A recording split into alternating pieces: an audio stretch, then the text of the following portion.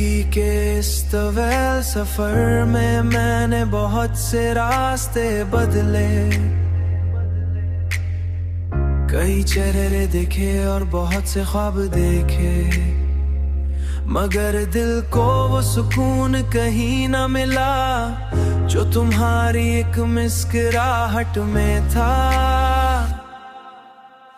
तुम्हारी बातों की वो नरमी आज भी मेरे दिल में एक मीठे दर्द की तरह बसी हुई है।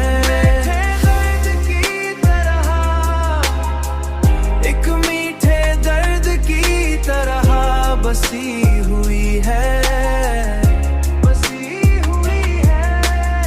मैं अक्सर सोचता हूँ कि अगर वक्त को वापस मोड़ा जा सकता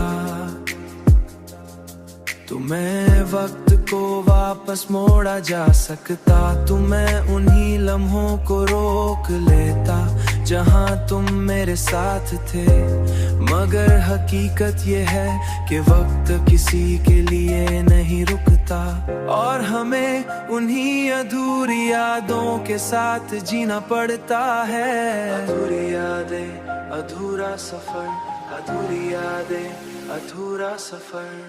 तुम्हारी बातों की वो नरमी आज भी मेरे दिल में एक मीठे दर्द की तरह बसी हुई है। दर्द की तरह, एक मीठे दर्द की तरह बसी हुई है, बसी हुई है। अधूरी यादों के साथ अधूरी यादों के साथ जीना पड़ता है।